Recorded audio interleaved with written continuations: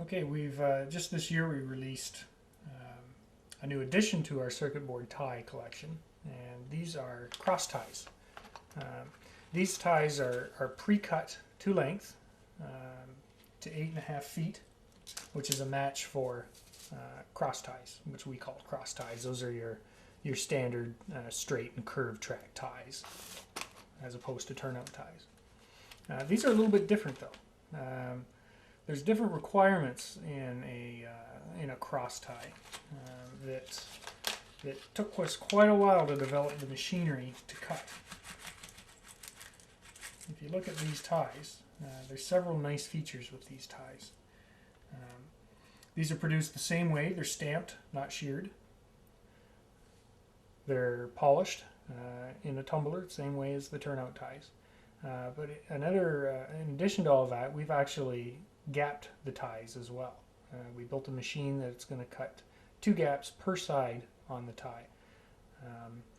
As you can imagine, with a solid copper surface, if you solder your rails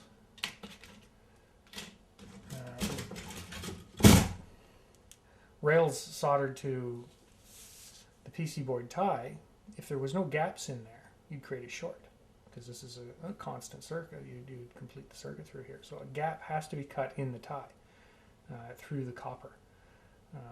So what we've done is we've developed a machine that cuts those gaps offside. So it kind of hides them up against the side of the rail. So it's not quite so noticeable down the middle.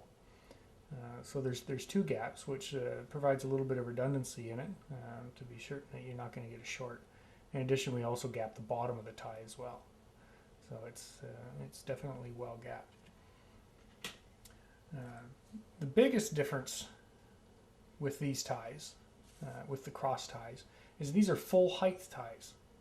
This tie is actually cut from 2 millimeter thick material, and that will match the height of the wood ties.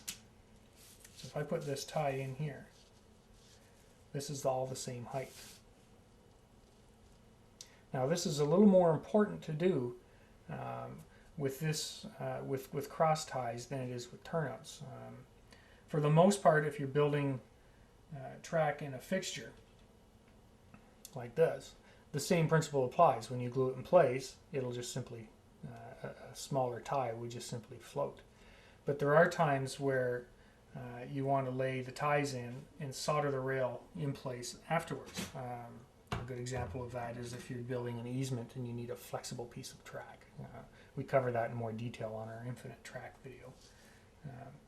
But this way you can actually put the tie in place between the wood ties, and it all lines up and you can solder it in place. Like I mentioned before, there's more detail on why that's important on our infinite track video. So that's a nice feature of these of the cross ties, is that they're full height. I'll show you some here for contrast. These are OM3 ties, as opposed to these HO ties that I was talking to earlier. You can see these are a much bigger tie. But everything is still true. They're double gapped on both surfaces, and they're full height. This is cut to match the height of OM3 wood cross ties.